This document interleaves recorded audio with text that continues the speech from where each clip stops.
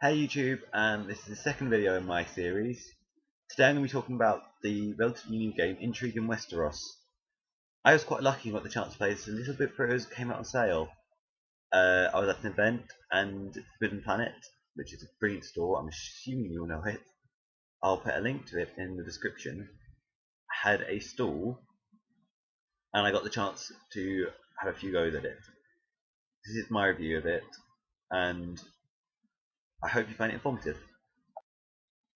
The game works on the idea of building a pyramid using the tiles that you hold.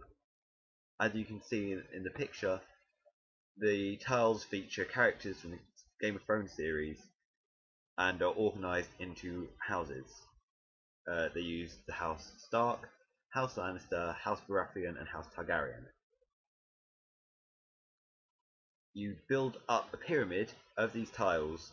You can only place a tile on the next row up if there's two below it, and you can only place a tile above two tiles below it if it's the same house of one of the tiles. So if you have two Lannisters, you can only put another Lannister above it. If you have a Baratheon and a Lannister, you can put a Baratheon or a Lannister above it.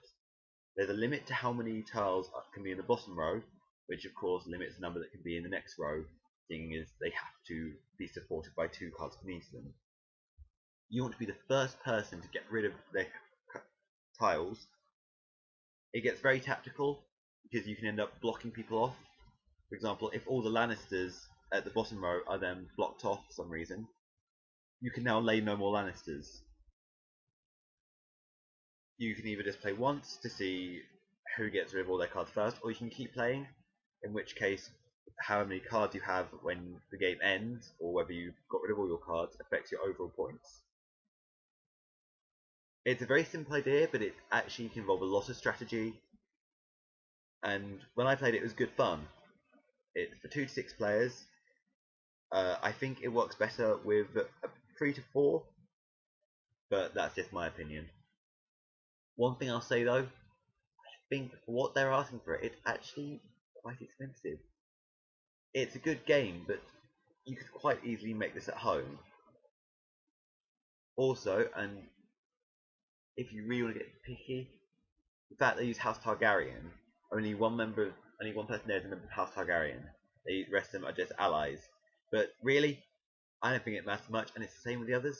Like you got Hodor as part of House Stark, so it's just the houses and their allies. The artwork is good. I really like it. The design is simple. I think you could play it quite a bit, but I think after a while you might start to get a little bored. Depends. If you really enjoy this type of game, then you would probably get hours and hours out of this. It's good because you can play it with younger children if you've got children. Although be prepared to have them ask you who's this, who's that, and especially if they're little children. Game of Thrones and the books are not for them. I'm assuming you know that. The art all comes from the TV series. Thankfully, I really do like the characters from the TV series and how they're portrayed. I think it's accurate to the books. Some of the stills are just really, really nice, especially Tyrion's card, who's just giving intense glare. So overall, I think it's a good game, although I'm questioning whether it's worth what they want, and also I think some people might not get as much replayability from it.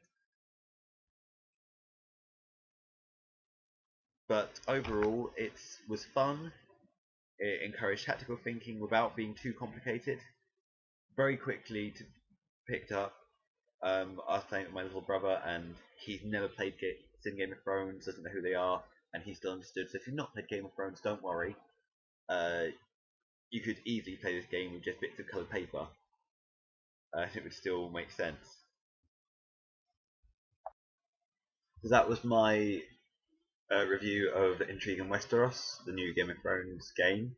If you've played the game and have your own opinions, please feel free to share them. I'd love to discuss things with you. If you agree with what I've said, if you disagree with what I've said, comment. If you like this video, like it. If you want to share it, share it. And subscribe if you want to see more, and I'll see you next time.